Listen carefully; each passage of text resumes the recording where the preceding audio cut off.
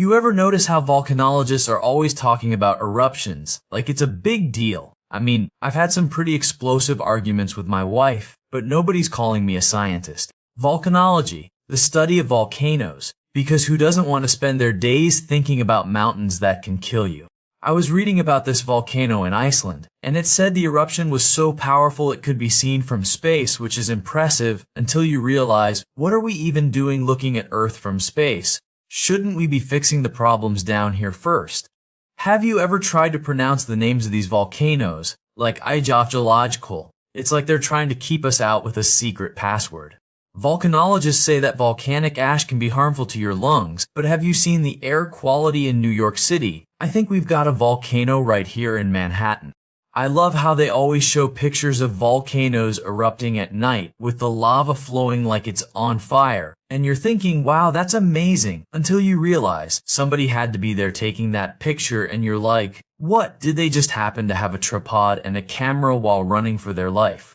You know what's weird about volcanology? It's the only field where you can be an expert on something that's completely unpredictable. It's like being a meteorologist. But instead of saying, there's a 50% chance of rain, you're saying there's a 50% chance we'll all die in a pyroclastic flow. Oh, seismology. Because who doesn't love a good earthquake to spice up their day? I mean, can you think of a more exciting way to start the morning than with your coffee table shaking and your cat running for cover?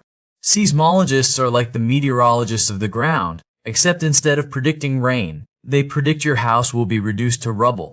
I've got a great idea for a seismology-themed amusement park ride. It's called the Tectonic Terror. You pay to have your insides shaken like a martini.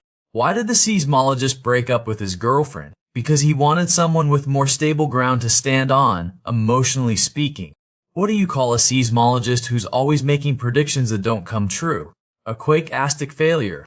I went to a seismology conference and it was a real shakedown. They charged me an earthquake-sized fee just to attend. Meteorology, you ever think about it? It's like we have all these advanced computers and satellites, but at the end of the day, they're still just guessing what the weather is going to be like. I mean, have you seen those meteorologists on TV? They're always talking about high-pressure systems and low-pressure systems. It's like they're trying to make it sound more complicated than it is. And then there are the weather maps with all the colors and symbols. It's like a big puzzle, but instead of solving it, you just get wet. I was watching the weather report the other day, and they said there was a 50% chance of rain, which is just a nice way of saying, we have no idea what's going to happen. Meteorologists are always talking about the jet stream like it's some kind of magical force that controls the weather, but really it's just a bunch of fast-moving air. You know what's weird about meteorology? They can predict the weather for the next 5 days, but they can't tell you if it's going to rain on your wedding day, which is the one day you actually care about.